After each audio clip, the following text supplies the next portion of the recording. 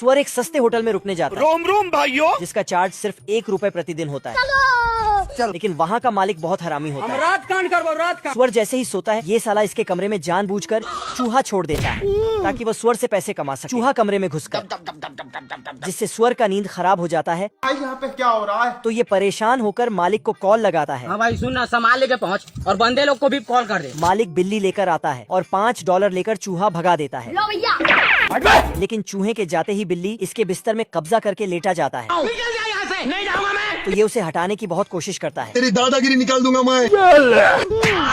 ये दोबारा कॉल करके कुत्ता मंगवाता है। अरे लड़के लोग घुस गए हैं, बंदे लोग को कॉल कर दे। तो मालिक $10 लेकर कुत्ता कमरे में छोड़ता है, जिसे देख बिल्ली भाग जाता है। खतरनाक लोग हैं। Thank you. लेकिन अब साला कुत्ता आधी रात में उठकर सुअर को मारने लगता है। तो ये मालिक को कॉल करके $100 में शेयर मंगवा। मालिक शेयर लेकर आता है और कमरे में छोड़ देता है। तो कुत्ता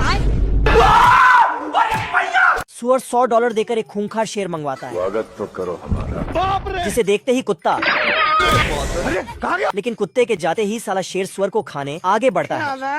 नहीं।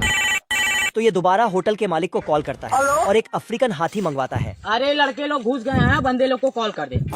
बतख आता है और $500 लेकर हाथी को कमरे में भेज देता है। आजा आजा आजा। मम्मी रे। इज्जत नहीं है भाई। सुअर को चूना लगा लगाकर बतख के पास बहुत पैसा हो जाता है।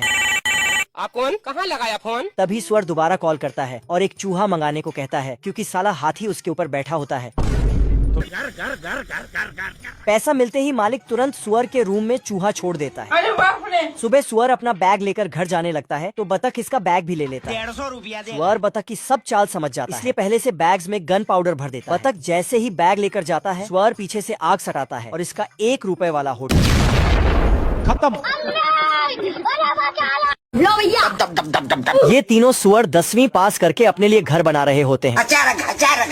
इधर ये तीसरा सुअर भी अपने लिए 5G की स्पीड से घर बना रहा होता है। तभी तीनों सुअरों को पकड़ने के लिए वहाँ पर एक लोमड़ा आता है और पत्थर के पीछे लड़की का भेष बदल के सुअरों के आगे नाचने लगता है।